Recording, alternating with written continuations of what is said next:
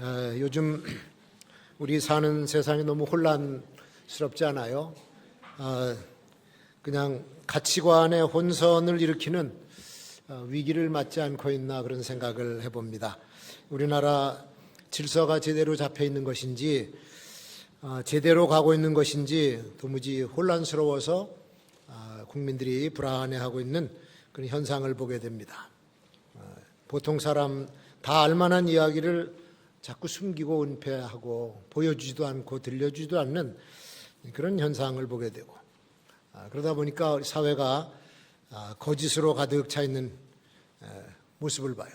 거기서 정직하게 살아간다고 하는 것이 바보 같은 짓이 아닌가라는 착각을 할 수도 있고, 공정하지 못한 세상에서 우리가 성실하게 살아야 되나 그렇게 생각하는 사람들이 많은 것 같습니다. 변태적인 사람들, 사악한 사람들은 고개를 쳐들고 사는데 우리 선량한 사람들은 당하기만 한다, 그런 이야기도 들어요. 선하고 바른 사람들이 옛날에 가난하게 산 사람들 중에도 많이 있었습니다. 힘은 들어도 가난하고 먹을 것이 없어도 양심대로 살려고 애를 썼던 그런 시대가 있었어요. 신라시대에 검은고의 명인이 있었습니다. 우리 초등학교 교과서인가 어디서도 봤는데 백결 선생이라고. 백결 선생.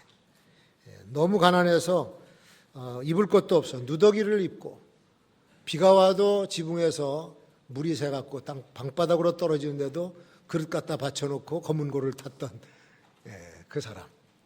그래서 예술에만 매진했던 이런 사람들을 오늘날 사람들이 보면은 참 무능하고 한심한 사람이다라고 평가를 해요. 또 우리 흥부전, 흥부의 이야기 잘 알지 않습니까? 흥부라고 하는 사람 줄줄이 자식은 많이 낳아놓았는데 끼니가 없어서 애들 먹일 것이 없어요. 밥 달라고 하는 애들 놔두고 한 번은 관가에 가가지고 태장을 맞는, 매를 맞는 사람 대신 맞아주고 돈을 받아오는 그런 스토리도 흥부전에는 있습니다. 피투성이가 돼가지고 그리고 돈 받아갖고 오는 이 한심한 아버지, 오늘날 보면은 저게 착한 사람인지 미련한 사람인지 그렇게 평가를 해요.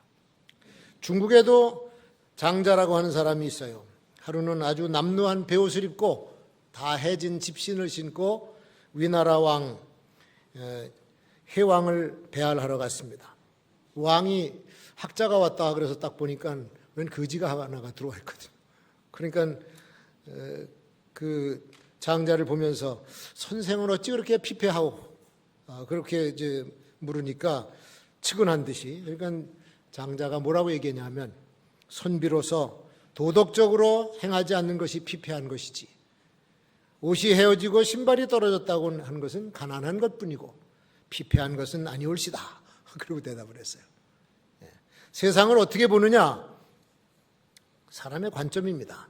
관점이 많이 바뀌었어요. 옛날 같은 그런 관점이 아니라 지금은 많이 바뀌어 있습니다. 어떤 사람들은 이 문제를 놓고 청렴하다라고 얘기하지만 또 다른 사람들은 게으르고 어리석다라고 판단을 해버려요. 믿음을 사수하고 죽음으로 예수님을 따르는 사람들 초대교회에는 많이 있었습니다. 서머나 교회의 감독이었던 폴리캅도 그 중에 한 사람인데, 당시 로마 관할 지역에 있는 모든 지역에서 기독교를 박해하는 그런 때였습니다. 교인들을 잡아다가 화형을 시키고 사자굴에 집어넣고 하는 그런 때에 이 서머나 교회 교인들도 잡혀가고 폴리캅도 잡혀왔어요. 그 집정관 앞에 딱 섰는데 머리가 하얀 백발이든 86세의 노인이 서 있으니까 너무 딱해가지고 노인까지 죽일 필요가 뭐 있나. 그래서 권유를 합니다. 그대는 86세의 노인으로서 편안하게 죽으셔야지. 거짓말이라도 내가 예수를 부인하겠다 그러면 당신 편안하게 죽게 해줄 테니 그렇게 하라고 그러니까 이 폴리캅이 뭐라고 얘기했습니까? 나의 주 예수 그리스도께서 나를 86년 동안 한 번도 버리지 않고 거짓말을 안 하셨는데 내가 어떻게 나의 주님을 부인할 수 있겠소? 어서 사형을 집행하시오. 그리고 기도해주고 스스로 장작더미에 화형을 당해서 죽은 그 그림 그대로 이렇게 손 모으고 기도하는 모자이크가 있는 것을 제가 봤습니다. 뭐 그렇게까지 무모하게 죽음을 택하는가? 어떻게 하든지 살아서 훗날 주님을 더 잘 섬기면 되는 것이 아닌가? 뭐 이렇게 생각하는 사람들도 있을 거예요. 근데 그 당시에 성도들은 차라리 그렇게 사는 것보다는 예수를 믿고 죽음을 택했습니다. 오늘날의 관점과는 전혀 다른 실용적인 생각을 하는 이 시대에 찾아볼 수 없는 사람들이에요. 선과 악이 섞여서 사는 것이 세상입니다. 의인이 부당한 일을 당하게 되고 피해를 보고 손해를 보는 일이 많습니다. 근데 우리가 그런 악한 세상에서 어떻게 태도를 취해야 될까? 악하다고 사람들과 맞붙어서 싸워야 되나? 아니면 적당히 좀 타협하면서 그 사람들과 같이 그렇게 비슷하게 살아야 되나?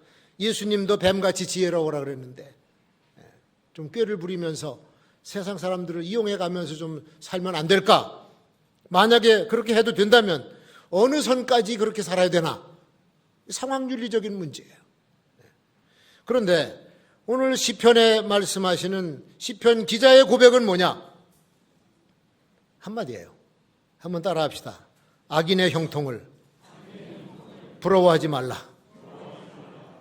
그 시인의 고백이에요. 악인의 형통을 부러워하지 말라.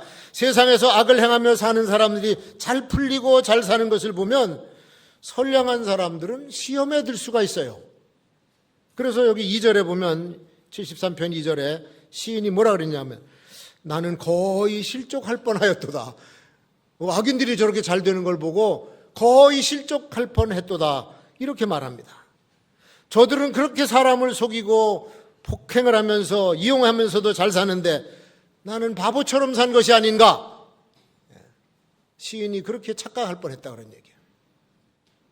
사악한 방법으로 돈을 긁어 모으고 높은 지위에서 사람들을 학대하고 멸시하고 자기 목적대로 사람들을 이용해 먹고 사는데 그리고 물질적으로도 윤택하게 잘 살아요. 자녀들도 걱정이 없이 출세를 해요. 몸도 건강하고 혈색이 아주 좋고 가는 곳마다 존경을 받고 인정을 받는다. 참 근데 정직하게 살아도 그렇게 못 사는 사람도 있어요. 우리 세상에는요 성공한 사람들, 소위 성공했다고 하는 사람들이 많이 있습니다. 그런가 하면은 성공해 보려고 해도 안 되는 사람이 있어. 어쩔 수 없지 않습니까? 교회 안에서도 마찬가지죠. 같은 교회에서 똑같이 신앙생활하면서 살고 있는데 그 어떤 사람들은 기도 응답이 잘 돼서 그런지 척척척척 형통하게 돈도 잘 벌고 자녀들도 잘 되고 그래. 근데 어떤 사람은요 같은 주를 섬기고 같은 교회를 다니는데 차이가 있어. 아무리 참 세상적으로 출세하려고 해도 거리가 멀어요. 사업을 하려고 투자를 하면은 돈을 날리질 않나. 병원으로 다 병원비로 나가지 않나. 안 돼요. 안 돼. 그래서 이 차이가 아주 이렇게 같은 예수님을 믿고 같은 하나님을 섬기고 같은 교회에서 열심히 기도 생활도 하고 그러는데 왜 이렇게 차이가 날까? 목사님 이거 왜 차이가 나죠? 그렇게 물어보면 나는 할 말이 없어. 나도 잘 모르겠어요. 그거 어떻게 알겠어요? 다른 종교에서 말하는 대로 착하게 살면 복을 받고 악을 행하면 벌을 받는다. 이 인과응보의 원리가 전혀 적용이 안 돼. 전혀 적용이 안 돼. 그럼에도 불구하고 성경의 가르침은 악인의 형통을 부러워하지 말아라. 그리고 신약에 와서는 한 말씀 더 합니다. 우리가 선을 행하되 낙심하지 말지니 피곤하지 아니하면, 이걸 다른 번역으로 하면 포기하지 아니하면 때가 이름에 거두리라. 갈라디아서 6장 9절에 그렇게 말씀합니다. 선의 결과는 반드시 보상으로 나타난다라고 하는 그런 말씀을 해주고 있습니다. 그러니까 악인이 잘 되는 것은 결코 하나님께서 내리는 복이 아니다라고 하는 뜻이에요. 자, 두 가지 확실한 게 발견됐습니다. 하나는 끝까지 선을 행하라. 또 하나는 악인이 잘 되는 것은 하나님의 뜻이 아니다. 두 가지는 확실해요. 사람들은 재물을 그가 받은 축복의 기준으로 생각합니다. 재물이 권력을 가져오기도 하고 그 재물이 불가능한 것을 가능하게 만들기도 하고 재물이 많은 사람들은 재물이 적은 사람보다 사는데 불편함이 없어요. 그것뿐이에요. 그런데 그 모든 재물이 악이랑 연결되어 있으면 이건 후에 저주로 바뀝니다. 악이랑 섞였으면 안 돼요. 공무원직을 평생 성실하게 하고 나름 그래도 잘 살아왔다라고 하는 어느 판사가 이런 말을 했다고 합니다. 나보다 더 잘 사는 사람은 다 도둑놈이다. 나보다 더 잘 사는 사람은 다 도둑놈이다. 아주 노골적으로 그렇게 얘기했대. 왜 그런가? 공무원 봉급 뻔히 다 알아요. 호봉수에 따라서 공무원 봉급이 얼마인지 알아. 그리고 그 살아가는 모습 자기가 그렇게 살아왔으니까 이 정도 자기가 평생 살았거든요. 그러니까 그보다 더 많다고 하는 것은 뭔가 틀림없이 뭐가 있다는 얘기예요. 그래서 이런 얘기를 아마 한 것 같은데 참 우리 사는 사람들의 모습들이 전부 천차만별입니다. 어느 교회에 출석한 지 얼마 안 된 교인 하나가 신앙생활을 열심히 해요. 교회 나온 지도 얼마 안 됐는데 기도해도 빠지지 않고 나오고 봉사한다 그러면 막 앞장서서 열심히 봉사를 하고 그렇게 성실할 수가 없어요. 그러니까 목사님이 보실 때 저 양반은 좋은 일꾼이 되겠구나. 한 몇 년 지나면은 집사 되고 또 일꾼을 세워야지 그러고 있는데 어느 날 갑자기 교회를 빠지더니 안 나와. 수년 동안 얼굴을 못 봐요. 근데 우연히 길 가다가 그 사람을 만나서 물어봤습니다. 아니 어떻게 그동안 그렇게 오랫동안 교회도 안 나오고 방학을 길게 하십니까? 그러고 물어보니까 그가 하는 말이 내가 시험을 받았어요. 교회 그 어떤 장로님을 보고서 사생활을 보고서 너무 충격을 받았다는 겁니다. 본부인 외에 소실을 얻다가 놔두고 이중살림을 하고 그리고 거드름을 피우고 막 사람들을 무시하고 그래서 아니 하나님이 살아계시면은 어떻게 저런 사람이 교회에 중직일까? 그래서 실망해서 안 나왔다는 거예요. 대부분 하여튼 뭐 교회 안 나오는 사람들은 거의 다가 목사한테 실망을 했든지 장로한테 실망했든지 그래서 안 나와요. 대부분 저들끼리 싸워서도 안 나오고. 근데 얼마 있다가 또 나왔어. 교회 나오기 시작하더래요. 그래서 아니 어떻게 또 이렇게 교회를 나오시게 됐냐고 그러니까 이젠 하나님이 살아계신 것을 느꼈대. 왜? 그 장로님 아까 그 장로님의 아들이 강도짓을 해갖고 감옥에 들어가는 걸 보고 하나님이 살아계시는구나. 그리고 나왔다는 거예요.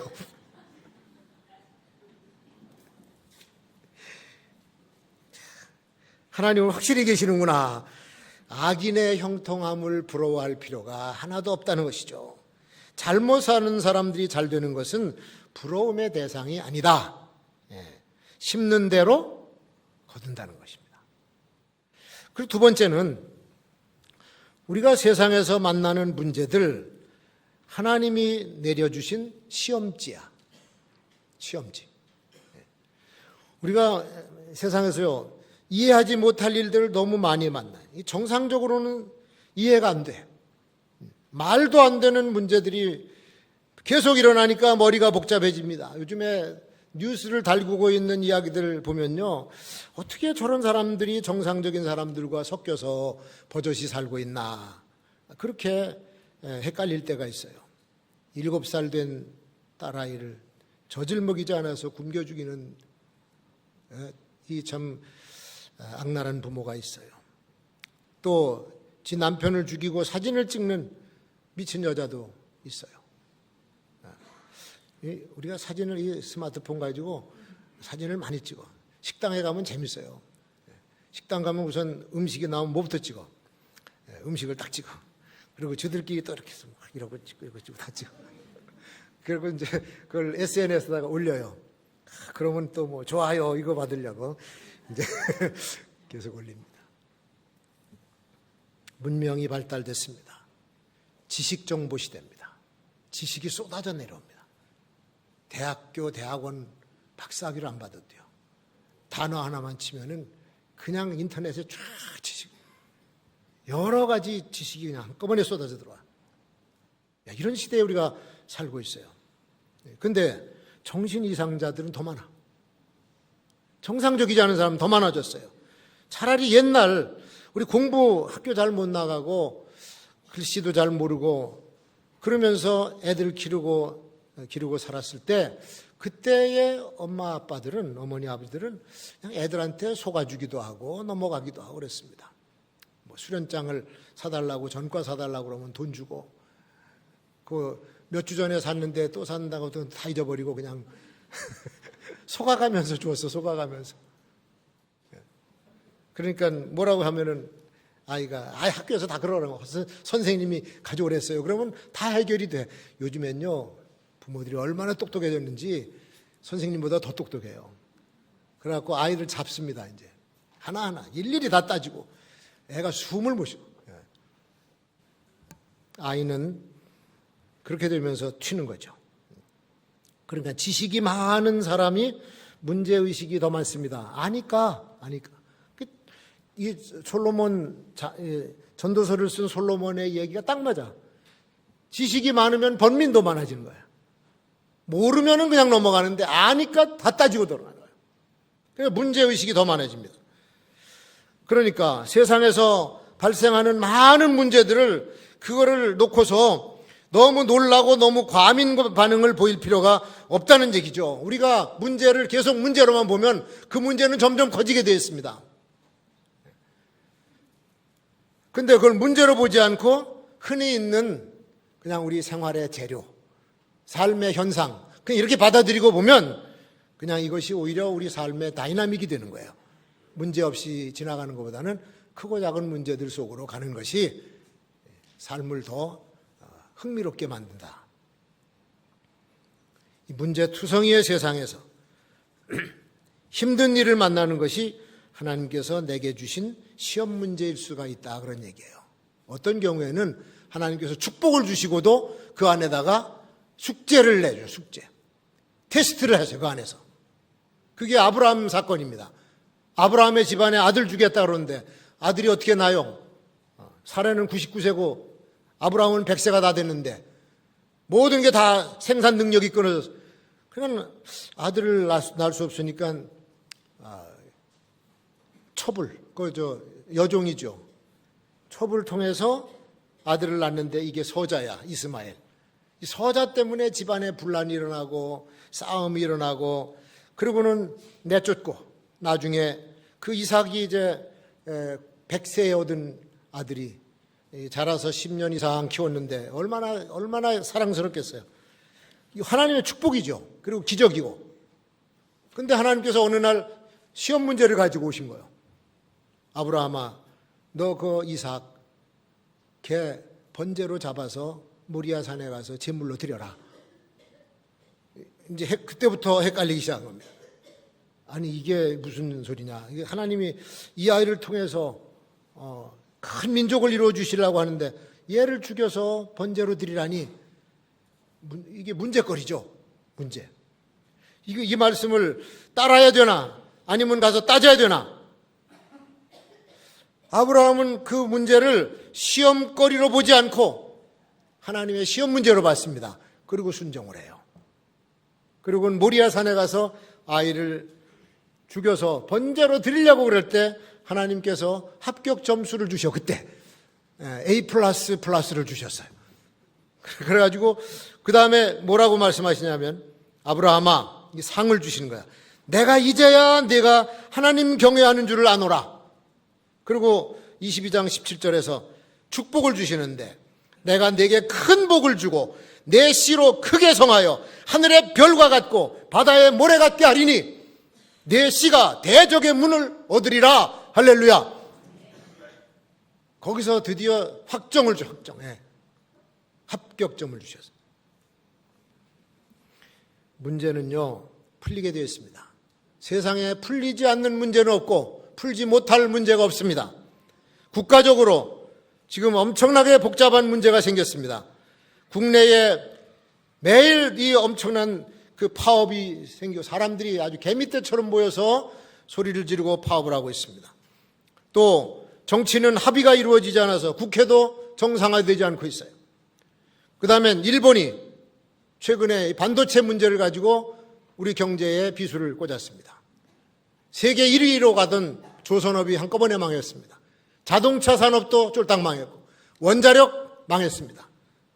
어떻게 이렇게 한꺼번에 망하게 하는지 기술도 좋아요.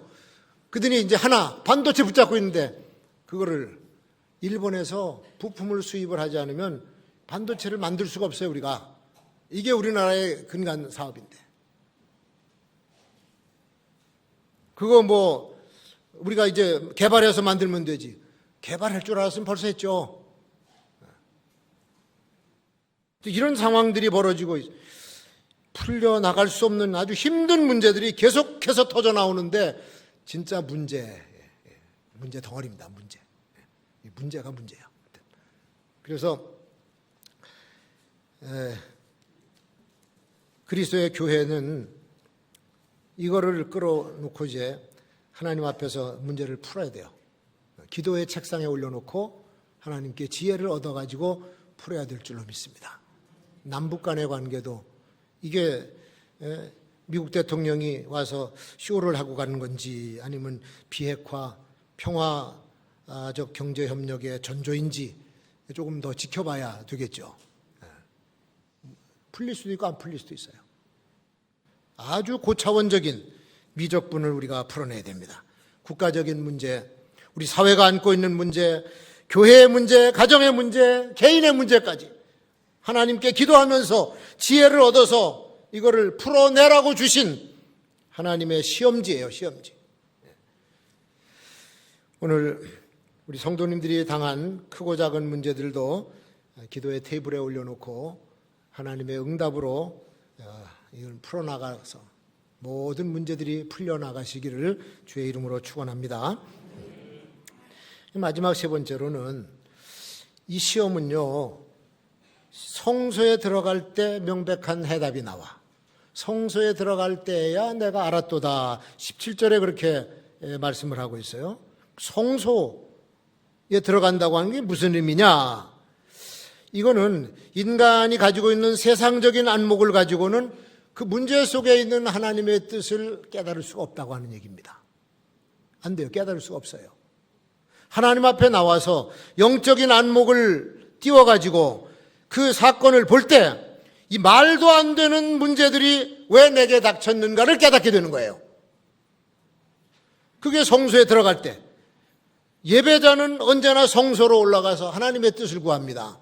기도하는 사람은 기도하다가 문제 속에 있는 하나님의 심오한 계획을 깨닫고 하나님의 뜻을 발견하고 순종을 해요. 제가 오래전에 한번 이 말씀도 드린 것 같은데 그 남아프리카로 선교사를 보냈어요. 우리 훈련시켜가지고 파송 예배까지 드려서 보냈는데 그 여자 선교사가 거기 가서 현장에서 교통사고로 죽었습니다. 그러니까 그 딸을 애지중지하던 부모님이 기가 막히잖아. 그래서 가서 장례식 다 치르고 귀국해서 신앙인이니까 기도를 했겠지. 근데 장례 다 끝나고 이 두 부부가 남아프리카로 갑니다. 내 딸이 선교하고 생명을 바친 그 케이프타운으로 가서 거기 게스트하우스에서 거기 오는 사람들을 다 수발하고 섬기면서 간증을 하는 거야.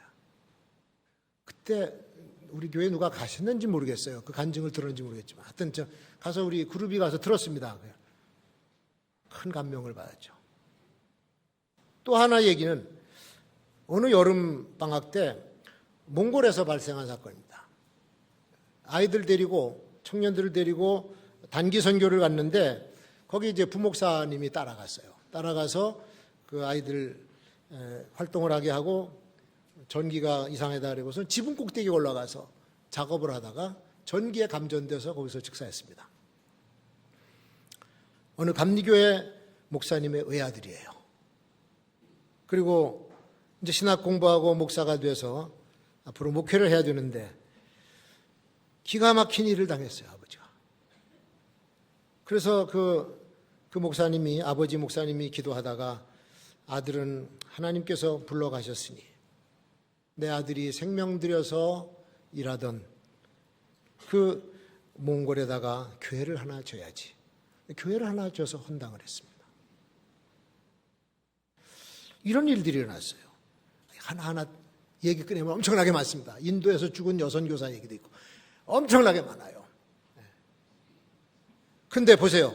이거는 성소에 올라와서 하나님 앞에 예배하고 기도하는 사람만이 할 수 있는 일이에요. 보통 사람들은 안 돼. 손해배상부터 생각하고 소송부터 하려고 그래요. 근데 하나님의 사람들은 그 문제, 힘든 문제를 가지고 눈물을 흘리고 몸부림을 치면서 응답을 받아내 영원한 가치를 발견하게 돼요. 그야말로 세상에서 발생하는 모든 힘든 일들이 단순한 골칫거리가 아니고 골칫덩어리가 아니라는 뜻이죠. 우리 하나님은 확실히 살아계시고 역사를 주관하고 계시고 선악을 확실하게 판단하시는 분이고 거기에 합당한 상과 벌을 내리시는 하나님이신 줄로 믿습니다.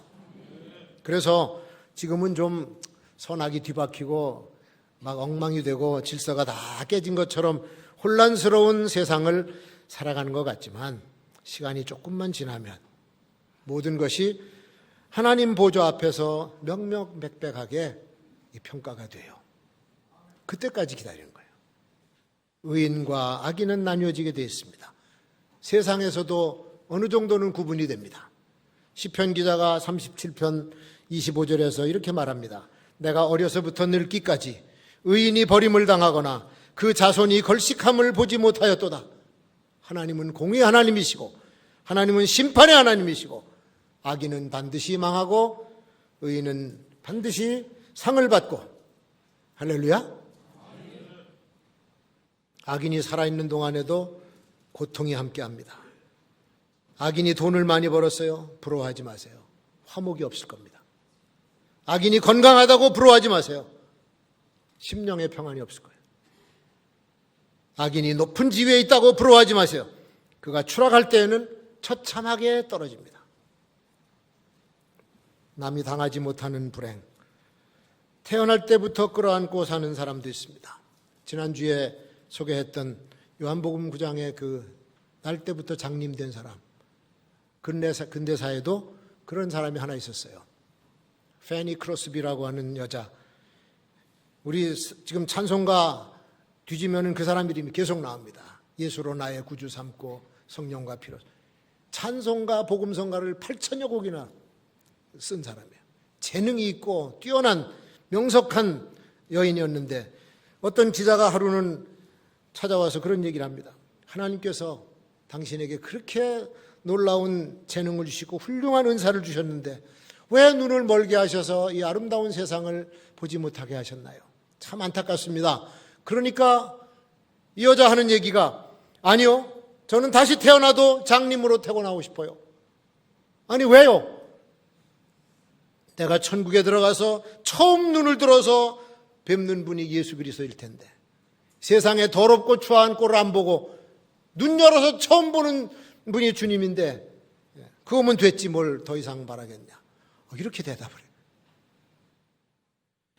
사랑하는 성도 여러분, 우리가 조금 높아졌다고, 조금 더 가졌다고, 조금 더 누린다고, 조금 더 능력이 있다고 그것이 다 복은 아니에요. 그래서 세상에서 초조할 필요도 없고 원망할 필요도 없고 분노할 필요도 없습니다. 우리 주님으로부터 천국에서 칭찬을 받고 상급을 받는 그 일을 준비하는 저와 여러분이 되어야 될 줄로 믿습니다.